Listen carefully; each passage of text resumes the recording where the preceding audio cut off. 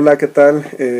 Queridos videoescuchas, estamos en un programa más de Tiempos Equívocos, la teoría crítica desde los márgenes y nuestra sección de páginas críticas. Comentaremos en este momento el libro de Federico Navarrete que se llama México Racista, una denuncia. En esta ocasión estamos Perla Valero y Víctor Hugo Pacheco. No sé, Perla, si quisieras comenzar un poco diciéndonos quién es Federico. Sí, Federico Navarrete, para los videoescuchas que no lo conozcan, él es historiador y en realidad, bueno, él es investigador de la UNAM, del Instituto de Investigaciones Históricas, y es profesor también ahí en la universidad. Es un profesor joven que ha trabajado cuestiones sobre las relaciones interétnicas, especialmente para el caso mexicano y del periodo colonial y también siglo XIX, y se ha metido incluso también en cuestiones más contemporáneas del siglo XX.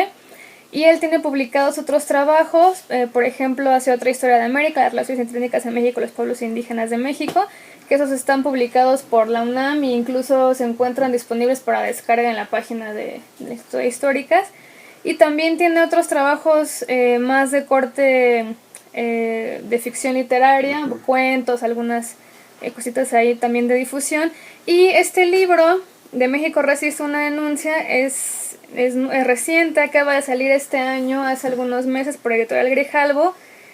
Y pues como su título lo dice, es una denuncia de que los mexicanos, como dice Federico, somos mestizos, y si somos mestizos somos racistas, ¿no? De que no podemos no ser racistas. Y es una denuncia pues que ha causado un poco de revuelo. No sé si tú Sí, nos quieres comentar más. claro, sobre todo porque, bueno, es un libro que trata de posicionar un debate que yo creo, junto con el autor, me parece que es un debate que necesariamente se tiene que dar en México, un debate sobre el racismo o las formas del racismo mexicano, ¿no? Que sí es toda una cuestión que me parece muy sugerente tratar de discutirla en estos tiempos, ¿no? Porque sigue habiendo una gran problemática en términos de la inclusión social y de la toma de decisiones políticas, culturales e identitarias de los diferentes conglomerados sociales que forman parte de este país, ¿no? Yo creo que el libro se puede dividir en dos partes. Sí. Una parte abarcaría los 5 primeros primeros capítulos, 5 capítulos. que sería una parte como más expositiva en términos de cuáles son las distintas formas de racismo que existen y cómo se puede ver. Ahí también hay una cuestión como interesante, ¿no? Porque toda esta parte trata de desmontar o de hacer un balance crítico de toda esa naturalización que se ha dado del racismo a través de, por ejemplo, elementos como el chiste, ¿no? Como el folclore mexicano, etcétera. Aquí creo que es necesario llamar la atención de todos los videoescuchas que es sobre todo estas primeras capítulos que, como tú dices, son más descriptivos quizás de la vida social mexicana, de la vida cotidiana, incluso cómo el racismo se va a manifestar en el discurso, en las prácticas cotidianas, en el chiste, como tú decías, en ciertas actitudes que se naturalizan, en la publicidad, incluso también va a meter ese elemento ahí en Navarrete. Él va a poner un sinfín ahí, un número muy importante de ejemplos que él retomó y estuvo publicando antes en un diario, como diario de opinión electrónico que se llama Horizontal, en una sección que se llamaba Alfabeto Racista Mexicano, donde él justamente llamó la atención de algunos de estos ejemplos, ¿no? Por ejemplo, algunas afirmaciones quizás no muy atinadas de Roger Bartra sobre los maestros, ¿no? Sobre el asunto con los maestros y la gente, y cómo ahí se veía un discurso que pues tenía dejes racistas, ¿no? Y que fue muy criticado en el momento cuando eso salió. También llamó la atención sobre este otro episodio bastante pues muy triste, ¿no? Y políticamente incorrecto de este consejero del IFE, ¿no? Del INE, Córdoba. de Córdoba, y estas Ujú, burlas que él hizo sobre estos jefes indígenas con los que se había reunido. Y lo que me parece, más allá de que ujú. la opinión pública no recibió bien que se hicieran críticas a intelectuales y funcionarios de alto nivel, lo que es interesante en estos primeros ejemplos que él pone para hacernos tomar conciencia de la naturalización en el chiste, en la publicidad, es que la defensa que hizo, por ejemplo, el consejero del INE era que era una conversación privada, ¿no? Ujú. Entonces ahí yo creo que muy atinadamente Navarrete llama la atención a que se tiene esta percepción en la sociedad de que el racismo es algo que sucede en el ámbito de lo privado, ¿no? Y que de ahí no es algo que sea dañino Ujú. socialmente porque lo haces en la intimidad de tus Sí. conversaciones privadas y que son y que cae en esta parte más bien de los gustos, ¿no? O sea, que si tú haces Ujú. un comentario no es porque sea racista, sino porque es una cuestión de mero gusto, que hay que aceptar las diferencias Claro. de gustos que tenemos cada quien. Entonces creo que ese punto es importante. Sí, es importante. Justo ahí, ¿no? Porque es una cuestión de que él dice, bueno, la cuestión del racismo mexicano se relega al ámbito de lo privado, Uh-huh. como si no tuviera una repercusión en el ámbito público, ¿no? Pero me parece que justo ahí está una de las de los alcances y de los aportes del libro, ¿no? Porque justo me parece que toda la primera parte está llamada precisamente a ver estos cruces entre lo público y lo Sí, privado que eso es y, algo muy atinado uh-huh, que hacen y me el parece, autor. yo voy a leer un párrafo que me gusta mucho porque creo que sintetiza todo este aspecto de la denuncia, ¿no? Y que es el párrafo que abre el primer capítulo que se llama Los espectros de los invisibles, Ayotzinapa. A lo largo de este libro intentaré demostrar que el racismo mexicano no es solo un asunto privado, una materia de bromas y agravios particulares, lo que estabas Uh-huh. mencionando, sino que tiene consecuencias negativas en todos los aspectos de nuestra vida social. En el presente capítulo, se refiere al primer capítulo del libro, discutiré su manifestación más atroz, la manera en que el desprecio racista que muchos mexicanos sienten por las personas de piel más oscura y de condición más humilde los ha hecho invisibles a los ojos de la prensa, de los medios de comunicación, de la sociedad misma, y ha facilitado que cientos de miles de nuestros compatriotas hayan sido asesinados, desaparecidos, torturados, secuestrados en las últimas décadas. Esto es una afirmación Sí, realmente es una denuncia fuerte fuerte y es con la y, que y abre, es con la que además. abre la discusión. Y me parece interesante porque justo es llevar toda una serie de prácticas privadas, Uh-huh. cotidianas, a la esfera de lo público y ver cómo ha tenido una repercusión que, no, que va más allá de la ofensa, del chiste, sino que Sí, directamente se ve reflejada en las prácticas políticas sí. del país. Y que ese punto es muy importante porque, como ya estamos insistiendo aquí, lo que va a hacer ahí Navarrete es llamar la atención a que no porque pase en el ámbito de lo privado quiere decir que no trascienda, y además él va a hacer mucho hincapié en que es un mito esto de que los ámbitos de lo privado y de lo público Ujú, estén separados, ¿no? O sea, que tú en tu ámbito privado puedes hacer lo que quieras, ujú. puedes decir lo que quieras, y que eso no tiene ninguna trascendencia. Y además él se mete también mucho en este asunto de que en México, a diferencia de otros países, estas cuestiones de discurso, de comportamiento racistas que se dan supuestamente solo en el ámbito de lo privado no están legislados, cuando en Claro. otros lugares, dice él, como ejemplos, por ejemplo en Estados Unidos, en Sudáfrica, está incluso legislado, hay cierta protección, digamos, ¿no? A que incluso en la publicidad, ¿no? Ujú. Va a decir él, incluso dentro de las propias esferas del gobierno está muy castigado que se den estas actitudes, estos discursos, es decir, que al funcionario del INE lo hubieran cesado en cualquier otro país, ¿no? Claro. Pero son cosas que en México son justificadas porque con este pretexto de que sucede en el ámbito de lo privado, donde yo soy libre de expresarme Ujú. diciendo cualquier tipo de cosa, ¿no? Y él va a llamar mucho la atención a que, aunque esto pase supuestamente solo en el ámbito de lo privado, tiene consecuencias en lo público, dice él, porque esos comportamientos y discursos racistas van a marcar el acceso al poder, van a marcar quién puede o no acceder al mercado laboral y van a incidir también en la posición, dice, socioeconómica, es decir, que no se queda nada más en el ámbito del privado. Claro. Y la justificación, como insistíamos, es que para muchas personas ser racista en el ámbito de lo privado, pues como es lo privado, no afecta, ¿no? Y va a decir Navarrete, es todo lo contrario, ¿no? Porque es una expresión de una cultura que tenemos los mexicanos, y ahí es donde creo yo entra al punto también muy importante que va a desarrollar más teóricamente en la segunda parte del libro con sus propias proposiciones, que él nos va a regalar ahí, ¿no? sus tesis sobre el mestizaje.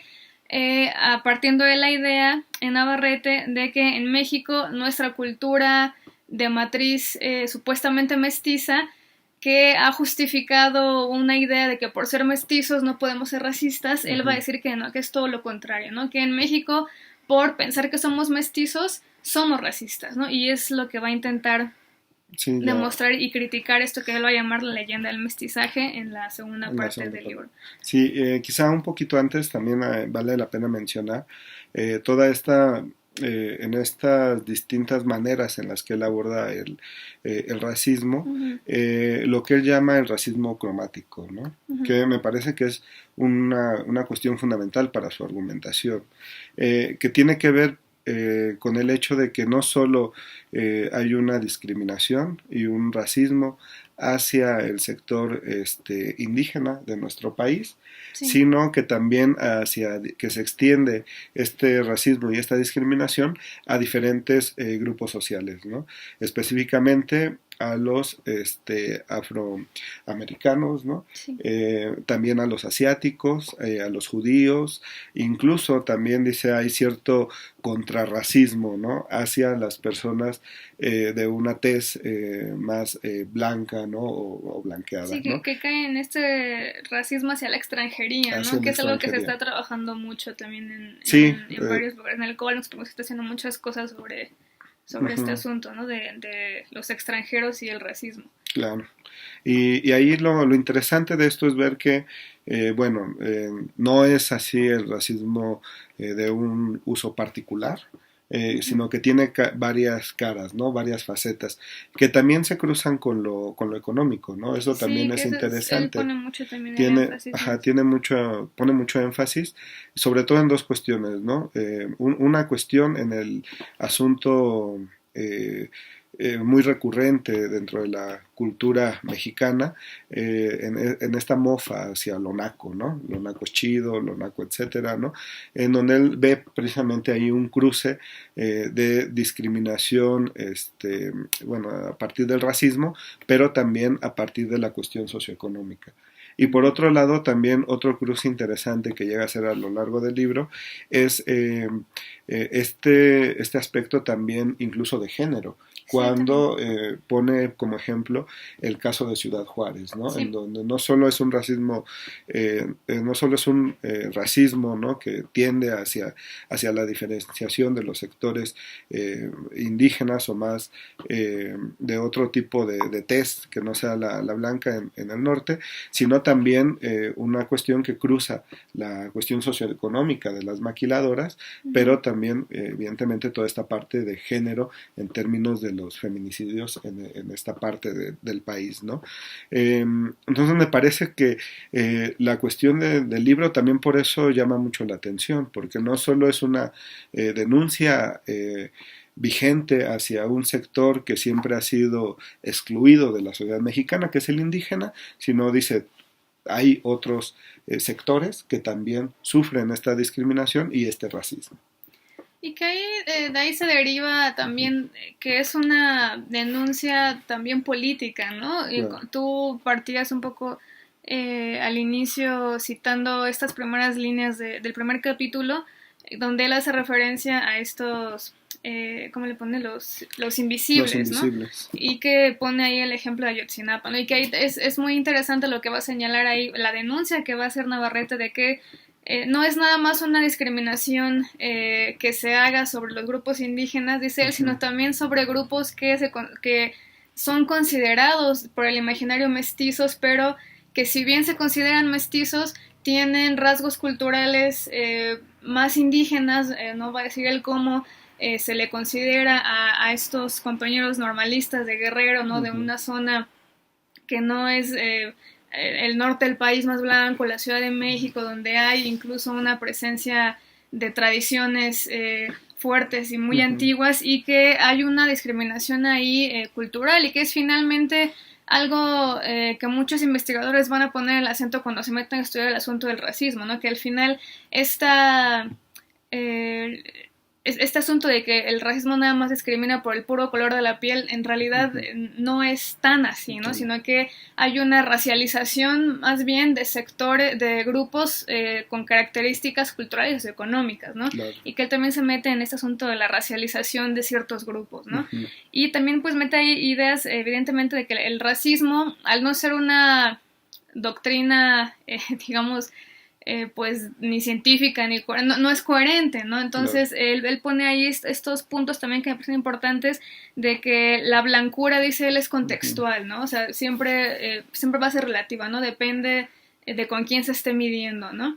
De ahí que también algunos grupos que son racializados y sufren discriminación, ellos mismos puedan ejercer esa misma discriminación hacia otros grupos que consideran están más abajo que ellos en esta privilegio de la blancura, ¿no? Claro. Es decir, ¿no? Desde el punto de vista de Navarrete, la blancura es contextual, entonces quizás haya alguien más blanco que yo, pero al mismo tiempo yo soy más blanco que alguien, ¿no? Y ese ser blanco es una categoría no nada más racial, sino una categoría socioeconómica, de manera que es un ser blanco, no es un asunto solo epidérmico, no digamos cromático, sino es también un asunto, es una característica de cierto estatus, ¿no? La blancura es un estatus.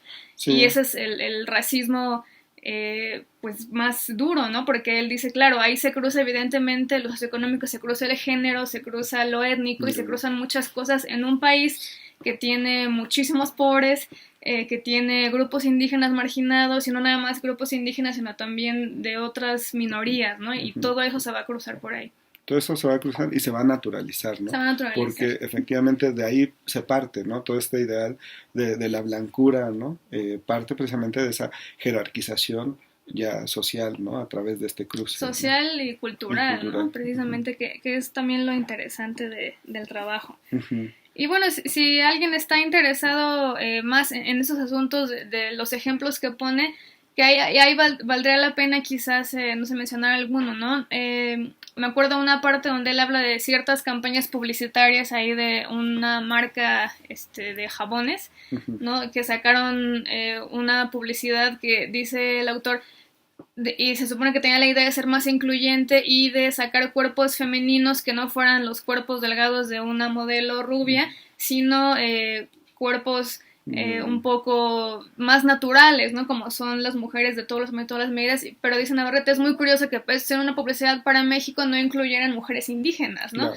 Porque no son aspiracionales, ¿no? Es decir... no tienen este ideal de blancura. Sí, ¿no? O sea, nadie va a comprar un producto que está anunciado por una empresa porque es un asunto aspiracional, ¿no? Entonces, él pone ahí varios ejemplos interesantes y cita también trabajos de sociólogos y antropólogos que se han metido mucho a este estudio de cómo se expresa el racismo en esta esfera de lo público, ¿no? Sí, también hay cuando hace otra alusión a otro tipo de ejemplos de la inclusión del sector afroamericano. Dice, bueno, sí, lo incluyen, pero incluyen a estos sectores que son los más occidentalizados, por decirlo de alguna manera, ¿no? O sea, volvemos a lo mismo, está la cuestión aspiracional y todo el ideal de blancura, ¿no? Que tienen que cumplir, aún siendo o no participando de esos cánones estéticos. Sí. Y quizás ahí, antes de cerrar con esta primera parte, ya que tú lo mencionabas, Hugo, hay un punto ahí que él lo menciona, pero quizás muy de pasada, que es esto de la occidentalización, ¿no? De cómo va a decir el autor que en otros países, como en Estados Unidos, que siempre pone ese ejemplo, ¿no? Dice él, en esos lugares, como en Estados Unidos, la publicidad sí viene en todos colores, ¿no? Claro. Pero hay un punto ahí, también viene en todos colores, pero bajo un cierto parámetro socioeconómico, ¿no? Y este asunto de la occidentalización o de la blanquitud, ¿no? Como va a decir Bolívar, otro de autor hecho. ahí, Bolívar, quizás no está tan desarrollado, ¿no? Pero quizás porque el punto que más le interesa llegar a Navarrete, él hace todo este recorrido para demostrarnos y tomar conciencia de que somos racistas a veces sin darnos cuenta porque lo tenemos tan naturalizado, y a lo que le importa es llegar a por qué está tan naturalizado este racismo en una sociedad como la mexicana, y lo que él va a proponer ahí es que es toda la ideología del mestizaje que viene evidentemente después de la Revolución Mexicana y que se convirtió en el discurso de la nación y del Estado, es el que no el que inició el racismo, ¿no? Pero el que ha permitido que se naturalice, ¿no? Y esta idea que ponemos al principio de que se tenga la impresión, de que se tenga la certeza, casi diría yo, de que en un país como México, si todos somos mestizos, no podemos ser racistas, ¿no? Y Norde va a decir al contrario, en México, justamente porque todos pensamos que somos mestizos, somos racistas. Sí. Y de ahí que se vaya a criticar esto que decíamos le va a llamar la leyenda del mestizaje.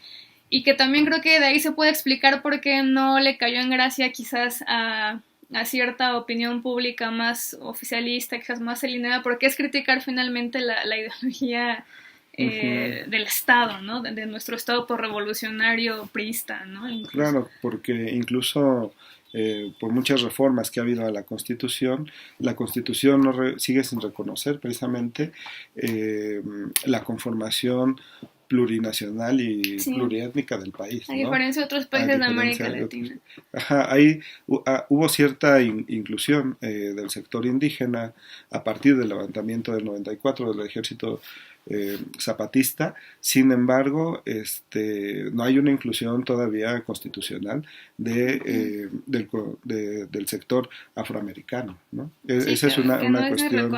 No es ni reconocido en los libros de texto tampoco, o sea, en la historia oficial, ¿no? O sea, ahí claro. no aparece, ¿no?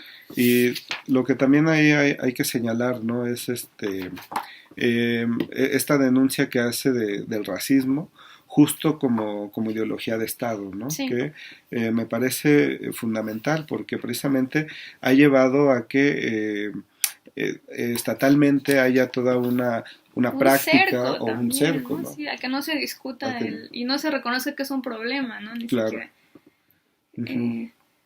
Bueno, creo que sí es buen momento para pasar entonces ahora sí a las tesis. Va a incluir un capítulo que es de los más interesantes, que se llama precisamente La leyenda del mestizaje, donde un poco resumimos justo esta idea, ¿no? De que el mestizaje es en realidad una ideología de Estado que surgió en un momento específico, histórico, frente a necesidades que quizás la misma realidad social en ese momento le exigía a un Estado después de un conflicto como la Revolución Mexicana, y pensando en integrar un territorio después de una guerra, de varias guerras, ¿no? En realidad fueron varias revoluciones mexicanas, bueno, no mexicanas, ¿no? Sino más bien como revoluciones regionales en un territorio que se asume como una nación, y que fue una necesidad histórica que hace un momento, pero que habría que hacer una crítica, ¿no? Y que son estas cosas, como tú decías, que son una ideología de Estado, pues casi son muy pocos quizás los que se atreven a hacer críticas en esta esfera de que se salga un poco de los artículos académicos y que se aterriza en un trabajo como es el de Navarrete, que aunque se ha hecho por un historiador, intenta llegar con un lenguaje mucho más accesible a un público mucho más amplio. Claro, que justo incluso las rebeliones indígenas, ¿no? Finales del siglo XX, lo que han demostrado es que el Estado mexicano como nación única, homogénea, realmente no ha existido, ¿no? O sea, la irrupción del zapatismo, es un mito, la irrupción de otros movimientos indígenas hacen ver precisamente este manejo un poco ideológico y político de esta cuestión, ¿no? El capítulo 6, que abre lo que sería la segunda parte del libro, según la lectura que nosotros hicimos, justo inicia se titula 5 tesis contra el mestizaje. Y la primera es una llamada de atención a que el mestizaje no fue un proceso biológico. Y esto es importante porque mucho se ha hablado, ¿no? De esta cuestión de que llegaron los españoles, ¿no? Sí. Y comenzó Un proceso un casi proceso natural, casi ¿no? natural. Sí. Sin embargo, hay una cuestión que puede ser muy burda, si se quiere, pero aludir a que a partir de ahí empieza Una una nación mestiza, ¿no? mestiza Sí. es un poco exagerado, porque realmente el contingente de españoles y españolas que llega a estas tierras es mínimo, ¿no? Es mínimo, Con sí. respecto al número de indígenas que obviamente había aquí, pero también a ese sector afro que está llegando en su modo de esclavitud, ¿no? O sea, Sí. realmente son en un primer momento de constitución de lo que después va a ser llamado América, hay prácticamente tres, por decirlo así muy burdamente y rápido, tres estratos civilizacionales distintos, que el menor es el europeo,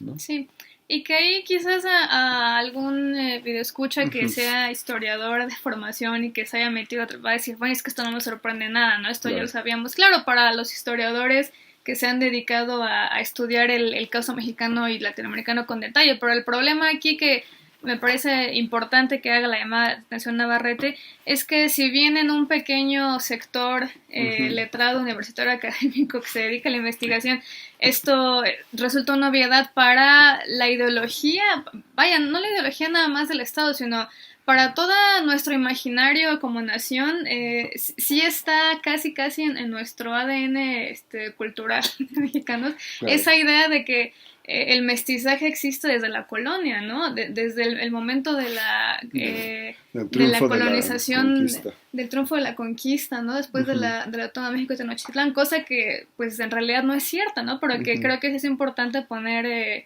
el asunto sobre la mesa. Además de que sabemos que hay muchos estudios que han referido cómo, por ejemplo, si uno incluso estudia los censos, como todavía en el siglo XIX lo que menos se hablaba en el territorio era español, ¿no? O sea, los grupos indígenas eran mayoritarios, no estaban integrados tampoco como ahora, tenían sus diferencias culturales también y el sector español era en realidad pequeño, claro, en el poder, que no es algo menor, pero no se dio esta cruza, digamos, Total. biológica y sí, total, como tenemos muy interiorizada esa idea, ¿no? Y creo que eso sí es Sí. importante.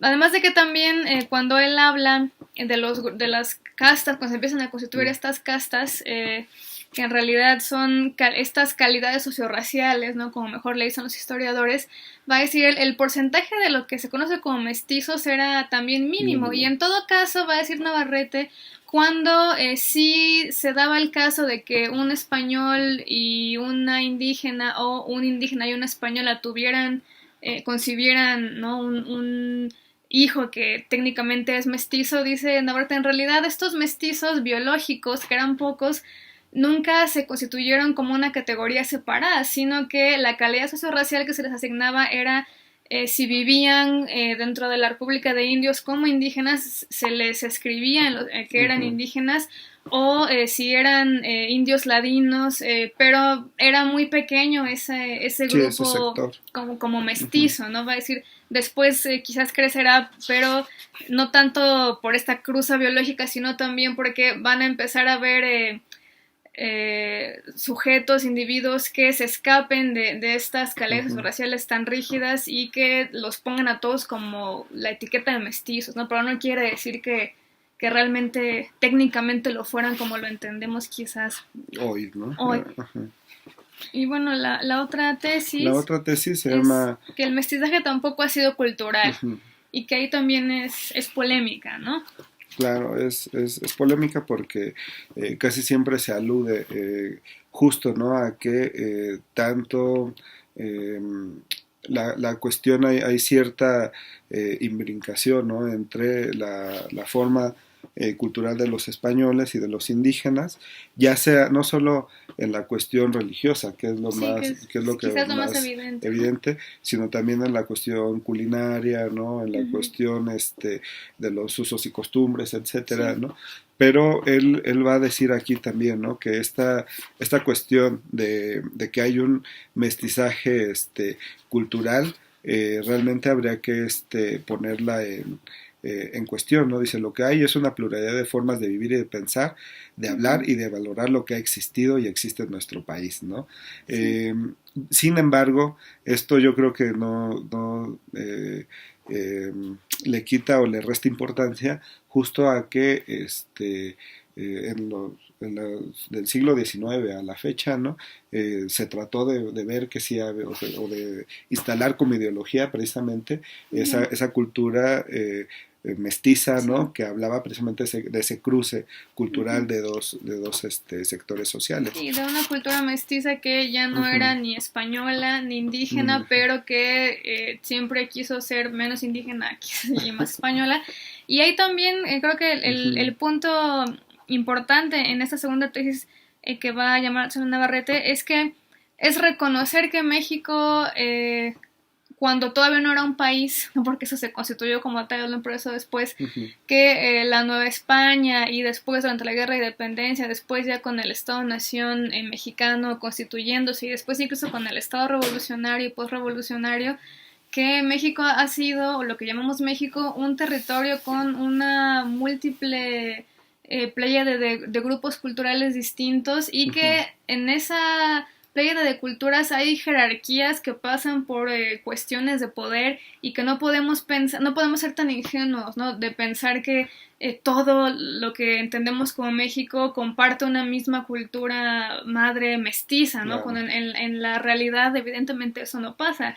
Y tan Ujú, no pasa que él pone estos ejemplos en la primera parte del libro de que los afromexicanos también son mexicanos, pero que culturalmente no se les reconoce y que también los inmigrantes de todos los lugares del mundo que se han vuelto mexicanos también son ujú, parte de esa pluriculturalidad y que no son reconocidos por la ideología del mestizaje, ¿no? ujú. Ni Y que es siquiera un punto político. claro, y que escapan incluso, ¿no? A ese Sí, mito constitutivo del español y del indígena, ¿no?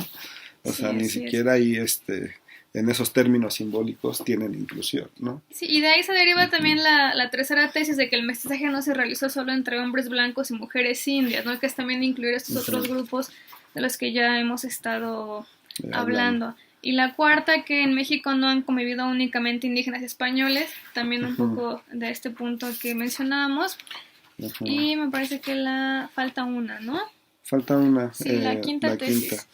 De la segunda yo quisiera, de la tercera, ¿no? Como anotar Sí, antes de pasar a la una otra. cuestión interesante, ¿no? Porque justo, aunque se mete de una manera breve, me parece que quizá después pueda el autor o algún interesado eh, exponer de manera más profunda y con otro tipo de argumentos, a desmontar uno de los grandes mitos del siglo XX, Ujú, justo de la cultura del mestizaje, que es la versión de Octavio Paz, ¿no? ujú, Del laberinto de la soledad, en donde dice, bueno, aquí no solo vemos, está esta leyenda del mestizaje, de la raza blanca, sino también vemos una cuestión ahí de género fuerte, ¿no? Donde Octavio Paz está priorizando la humillación y la violación, ¿no? sí, Como elemento ujú, constitutivo del país, ¿no? Algo que quizá ya algunos han criticado, que quizá ya se ha discutido en otros, desde otras perspectivas, pero que me parece fundamental, ¿no? Porque justo esta idea simbólica del mestizaje, que incluye la cuestión de la Malinche, ¿no? Dice, bueno, esta es una cuestión que prácticamente se muestra a través a la Malinche, ¿no? Como un objeto de escarnio y de execración, ¿no? ujú. Entonces dice, bueno, aquí hay eh, que también cuestionar, ¿no? No solo son mitos fundacionales, ¿no? Sino también a esos intelectuales Sí, oficiales que sustentan este tipo de ideologías. Sí, que siguen siendo muy presentes, ¿no? En ciertos ámbitos, incluso también en nuestros imaginarios, ¿no? Y la última tesis creo que es la que nos va a permitir pasar también a la propuesta que hace Navarrete, porque la quinta tesis sobre el mestizaje dice que este no comenzó con la conquista, sino en el siglo XIX, y que también pues desmonta estos mitos que ya señalábamos. Y de ahí podríamos también pasar a la idea que va a proponer después él, de que en realidad no se trató de un mestizaje como lo entendemos, sino él le va a denominar una gran confluencia, ¿no?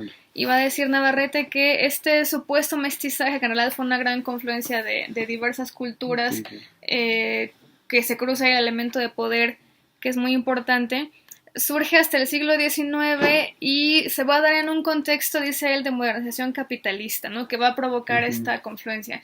Entonces ahí pues es complejizar un poco más esta explicación tan simplista, ¿no? Y también ahí creo que es importante llamar la atención a que es hasta este capítulo 7, creo, 6, donde el autor va a intentar proponer ya no hablar de mestizaje porque tiene todas estas connotaciones ideológicas y racistas y de política de Estado pues muy presentes ahí. Entonces va a proponer esta noción de confluencia, ¿no? Y que ahí hay que reconocer que si bien quizás no lo hace en todo el libro, sí hay un esfuerzo de intentar cambiar el lenguaje, ¿no? O sea, de reconocer que ciertas palabras, ciertas nociones como mestizaje, como mestizo, como raza, son peyorativas, son racistas, ¿no? Y que como historiador, y no nada más como historiador, ¿no? Sino quizás como mexicano que intenta separarse de esta ideología, de esta leyenda del mestizaje, quizás tendríamos que pensarnos nuevas formas de denominar estos procesos, ¿no? Para quitarles esa carga que llevan. Sí, porque finalmente seguir utilizando, ¿no? Este término de mestizo no es hablar de razas, ¿no? Todavía, ¿no? Que bueno, ahí también, y yo creo que ya podemos ir como cerrando un poco la discusión. Yo creo que ahí también hay que anotar, ¿no?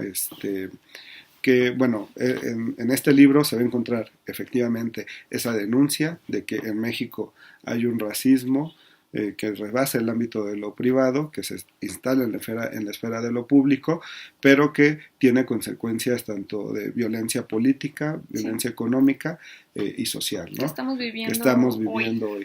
Pero me parece que una de las cosas que también, y yo creo que uno debe tener en cuenta al acercarse a este libro, es que no está, porque no es el objetivo, pero sí una problematización en términos de cómo se va constituyendo nociones como raza en el país, ¿no? Esa parte yo creo que la podemos encontrar quizá en otros trabajos, pero aquí no, Aquí el énfasis va más hacia esta otra cuestión, ¿no?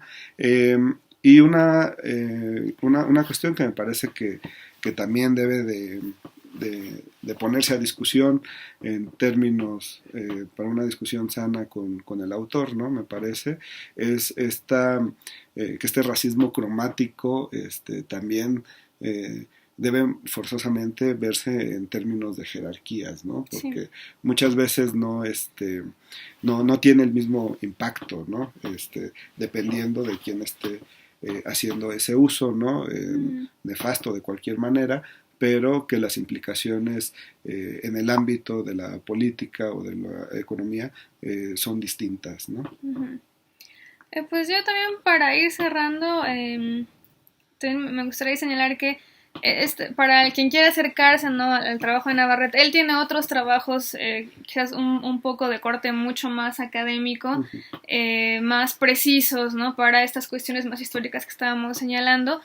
Y esto, como el título mismo lo dice, es una denuncia, y que es una denuncia que hace falta, ¿no? Y que no ha sido no ha estado allí en la discusión de la opinión pública como debería, ¿no? Precisamente por toda esta carga que tenemos de esta ideología leyenda del mestizaje, como le llama Navarrete, y que de ahí es importante, ¿no?, esta toma de conciencia, que es un poco lo que él está intentando hacer ahí, de que nuestra matriz cultural mestiza, como invención que es una invención racista, ¿no?, y que está causando, tiene consecuencias, ¿no?, y tiene estragos en un correlato de violencia que estamos viviendo. Este punto creo que es importante. Y bueno, él va a ofrecer su propuesta aquí de la confluencia y la crítica del mestizaje. Y también se atreve en los últimos capítulos el autor a proponer algunas, no soluciones, pero a lo mejor algunas acciones que podrían incidir en desnaturalizar y no hacer que los mexicanos dejen de ser racistas, porque no es una cosa tan sencilla, pero que ciertos espectros, digamos, de la vida pública sean más incluyentes. Y él pone también ahí varios ejemplos de cómo en otros países sí se legisla esto que decíamos de la publicidad, ¿no? De que por ley, cuando se hace publicidad, por ejemplo, incluso cuando es por parte del Estado, o mínimamente debería de ser, incluir no nada más estereotipo del mestizo que tenemos, sino representar ahí toda la pluralidad cultural y social que tiene México. Pero ahí también creo que al mismo tiempo estas propuestas pueden ser problemáticas, y que no es una invención del autor, es una cosa que se está haciendo en otros lugares, y que es pensar que esta es una cuestión que solo pasa en México, ¿no? Es una cuestión que es global. Cuando él mismo dice que la confluencia del mestizaje o el mestizaje como confluencia sucede en un momento de modernización capitalista, estamos hablando de que eso sucede pues prácticamente en todo el globo. De allí que en lugares como México que tienen un pasado colonial, eso es un problema que se agudiza. Entonces no es un asunto que sea nada más que ocurre en México, y nos lleva a pensar si cuando estas confluencias que se dan bajo un momento de auge del capitalismo muy importante, pues si eso no tendrá alguna relación, ¿no? Si el racismo y desarrollo del capitalismo no tienen alguna relación, que hay autores que se han metido a trabajar eso, ¿no? Y que eso también nos lleva ahí a pensar que si el capitalismo puede ser, y las empresas pueden ser incluyentes, ¿no? O sea, si hay una cara amigable del capitalismo donde se presenta como multirracial y multicultural, ¿no? Porque ahí también hay cuestiones problemáticas. La cuestión no es una cuestión de cuotas, ¿no? Sí, que puede caer en este asunto de las cuotas, ¿no? Pensando que se trata solamente de gustos, ¿no? De que hay que cambiar el gusto de los mexicanos si les ponemos otras imágenes, pero es que no es un asunto nada más de gusto que se va a resolver con cuotas raciales, ¿no? Y que además hay que pensar ahí que los gustos no son una cosa individual, ¿no? Es algo socialmente establecido y no son elecciones libres e individuales, ¿no? Y que quizás es una perspectiva que a lo mejor de repente se pierde ya casi hasta el final del trabajo, pero que en general es un trabajo pues muy, muy rescatable, y que creo que lo más importante es que hace tomar conciencia, ¿no? Y desnaturalizar estos comportamientos y discursos racistas que todos los mexicanos hemos caído alguna vez. Claro. Bueno, pues muchas gracias. Aquí le dejamos y los esperamos en otro episodio más de Tiempos Críticos. Páginas críticas en tiempos equívocos. Exacto. Le recomendamos el libro de Navarrete y nos vemos en la próxima.